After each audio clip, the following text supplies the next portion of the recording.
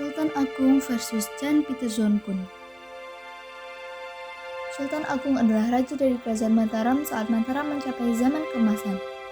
Sultan Agung bercita-cita ingin mempersatukan seluruh tanah Jawa dan mengusir kekuasaan asing dari bumi Nusantara. Sultan Agung sangat menentang keberadaan kekuatan VOC di Jawa. Tindakan VOC yang terus memaksakan kehendak untuk melakukan monopoli perdagangan membuat para pedagang pribumi mengalami kemunduran dan membawa penderitaan rakyat. Oleh karena itu, Sultan Agung merencanakan serangan ke Batavia sebanyak 2 kali, yaitu tahun 1628 dan 1629. Ada beberapa alasan mengapa Sultan Agung merencanakan serangan ke Batavia, yaitu tindakan monopoli yang dilakukan oleh VOC.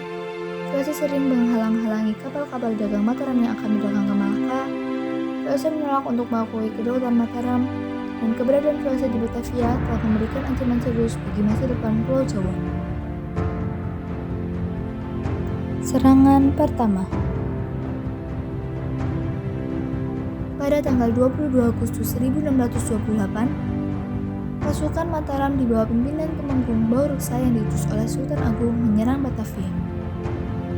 Pasukan Mataram berusaha membangun pos pertahanan, tetapi VOC terus menghalangi sehingga terjadi pertempuran.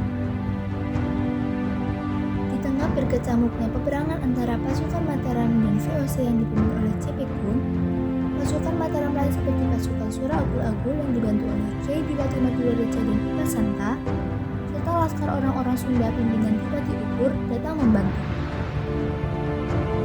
Pasukan Mataram berusaha mengepung Batavia dari berbagai tempat. Terjadilah pertempuran sengit antara pasukan Mataram melawan tentara VOC di berbagai tempat. Kekuatan tentara VOC dengan senjatanya yang lebih unggul memukul mundur semua pasukan Mataram.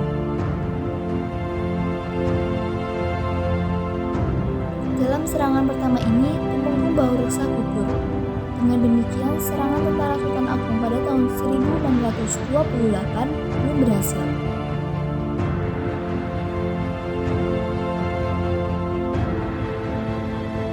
Serangan kedua. Kekalahan yang baru saja dialami tidak membuat Sultan Agung berhenti. Ia segera mempersiapkan serangan yang kedua. Pada serangan kedua tahun 1629, pasukan Mataram yang dipimpin oleh Temenggung Singaranu, Kiai Dipati Juminah, dan Dipati Purbaya diberangkatkan menuju Batavia. Tetapi informasi ini diketahui oleh VOC sehingga VOC berhasil menghancurkan kapal-kapal, rumah penduduk, dan lumbung pasukan Mataram.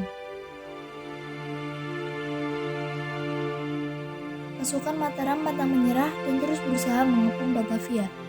Akhirnya pasukan Mataram berhasil menghancurkan benteng Hollandia dan mengepung benteng Punel.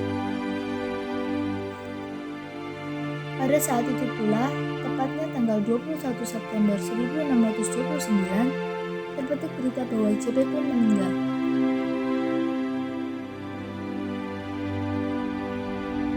Dengan semangat juang yang tinggi, pasukan Mataram terus melakukan penyerangan. Dalam situasi yang kritis ini, pasukan VOC semakin marah dan meningkatkan kekuatannya untuk mengusir pasukan Mataram.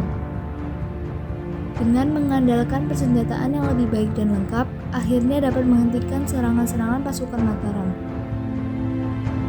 Pasukan Mataram semakin melemah dan akhirnya ditarik mundur kembali ke Mataram. Dengan demikian, serangan Sultan Agung yang kedua ini juga mengalami kegagalan.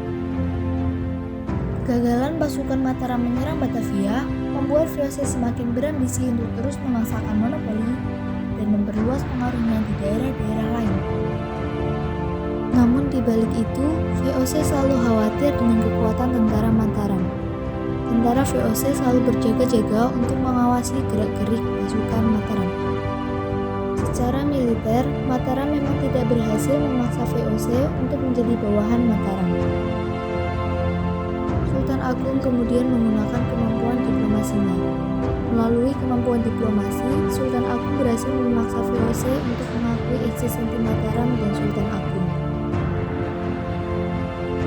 Setelah Sultan Agung meninggal pada tahun 1645, Mataram menjadi semakin lemah sehingga akhirnya berhasil dikendalikan oleh VOC.